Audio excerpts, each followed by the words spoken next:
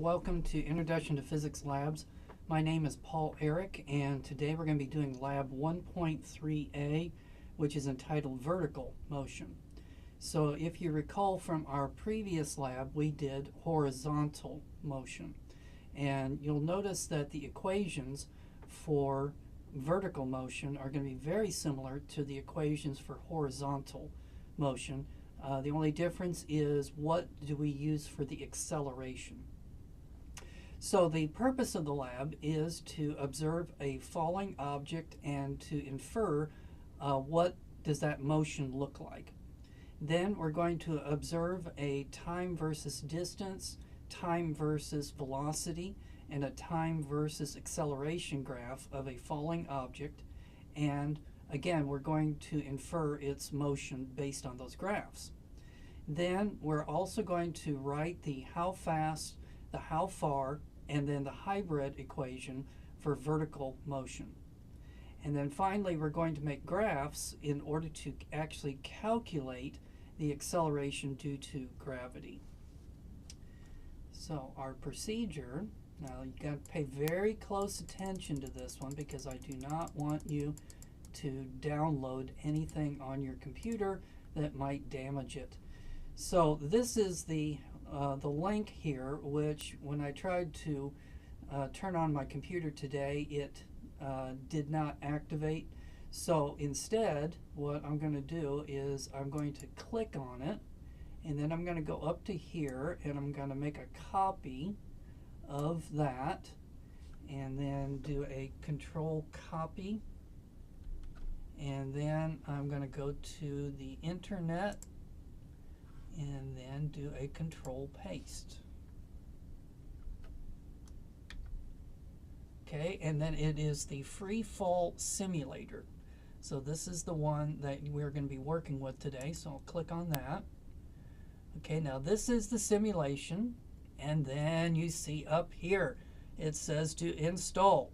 Do not install. Okay, so if you go to install, what's going to happen is it might download something on your computer that you don't want.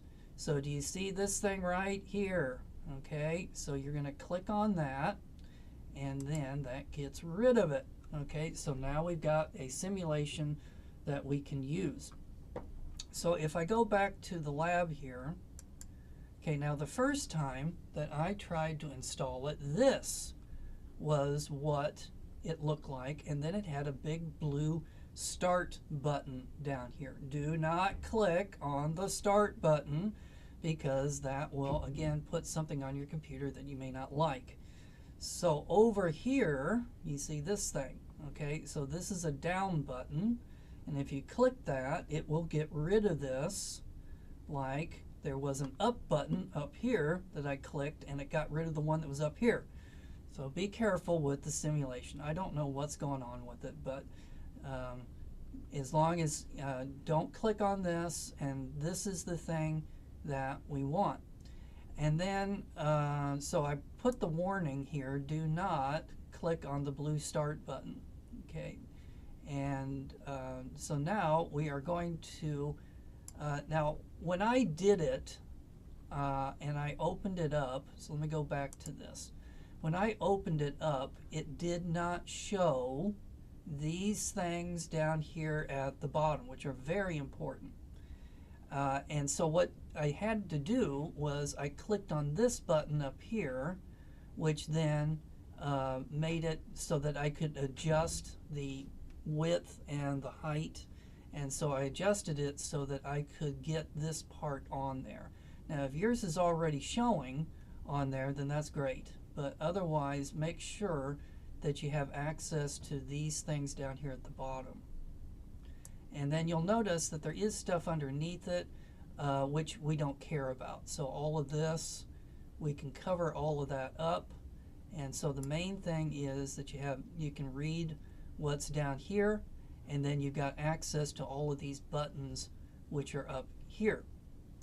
Okay, so now we're going to go back to the lab, and okay, so now we can go down to this, and it says to click play. Okay, so now we'll go back and we're going to click right here where it says play, and it drops the ball. Okay, now what now you can always reset it. So over here is the reset button, and so if I click that, then it goes back to where it was. Okay, now ignore this number over here.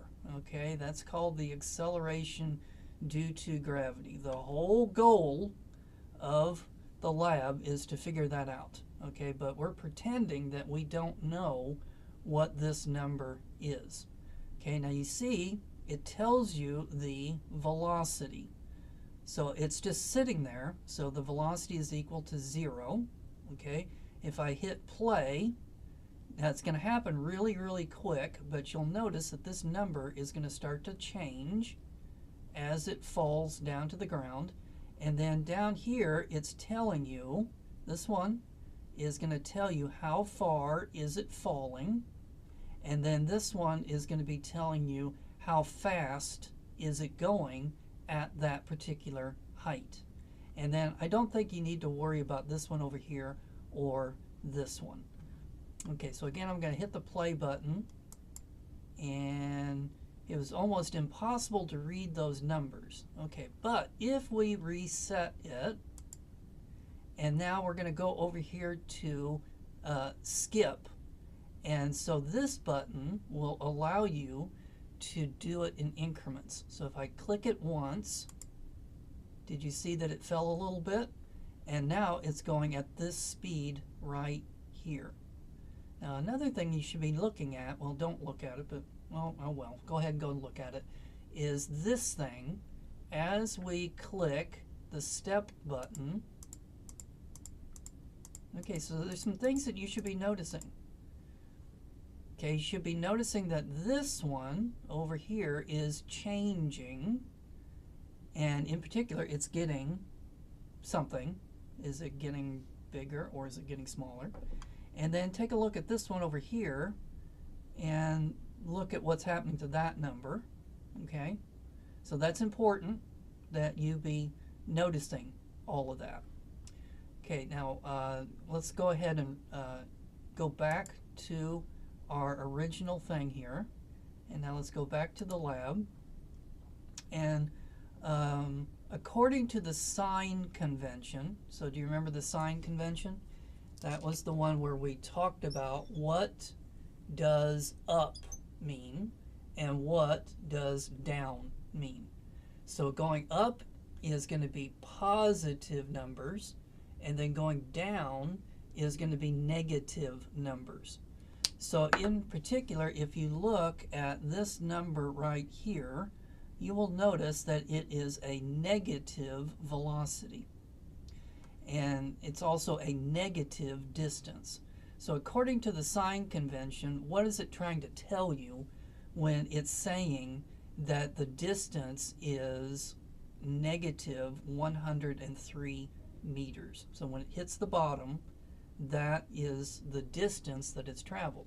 Now this is going to be 0. So right here, that is going to be 0 distance, and we're going down. Okay, also notice that the ball had a velocity of negative 45 meters per second when it hit the ground. So according to the sign convention, what is the significance of a negative velocity? So go ahead and write that in right there. Okay, now we're going to click the reset button at the top right hand corner, and this time we're going to let it fall, but you can let it fall slower by using the step button. And so the question is, how would you describe the motion of that ball? Okay, so is it constant speed or is it constant something else? Now go ahead and write down your answer, and then later you can always change that answer. Okay, but here's something that's really important. Okay, so let's go back to the simulation, and we're going to drop it. And what I want you to look at is these blue dots. So there's a blue dot right here, a blue dot here, a blue dot here, and a blue dot there. Now what these represent is where was the ball at time 0. So just before you click your stopwatch, this is the location of the ball. Okay, then at the end of 1 second, it's going to be right here. At the end of 2 seconds, it's going to be here. And at the end of 3 seconds, it's going to be right there.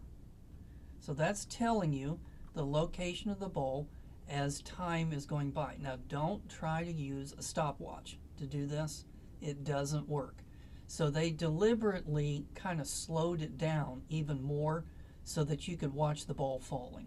So these numbers, 1 second, 2 seconds, 3 seconds, 4 seconds, if you actually try to time it with the stopwatch, they don't match up. And then it also it will tell you how much time has elapsed as it's falling. So now let's go back to the lab. Okay, and then these red arrows are pointing to those blue dots. So number 4 here is you are going to choose answer A, answer B, or answer C. So the distance between the dots, is it getting bigger? Is it getting smaller? Or is it staying the same? So you choose A, B, or C. And remember, highlight it in red. Okay, the time increment between the blue dots is how many seconds. So as you go from the first dot to the second dot, how much time has elapsed? And so go ahead and fill in this blank. Now this is really important because the definition of speed is going to be distance over time. And so you should be noticing that the distance is doing something as you go from one dot to the next. And then the time, though, is that increment of time. And so that should be telling you something about the speed. And you can also just do this by reading the readout on the speedometer. So if we go back to the simulation, remember that you can look down here and you can see what is the speed as it's falling. So therefore, select the correct answer. What is the velocity doing as it is falling? Is the velocity getting bigger? Is the velocity getting smaller? Or is the velocity staying the same? Okay, now we're going to go down to the definition of acceleration. So acceleration changes your speed. That's the definition of this triangle thing. Acceleration changes your speed. So if the velocity is changing as it's falling, that means that the ball is doing what? Begins with the letter A.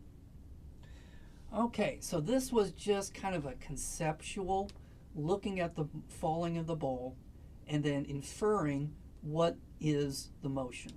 So now we're going to dive a little bit deeper into that, and we're going to graph the motion, and we're going to do that in just a moment.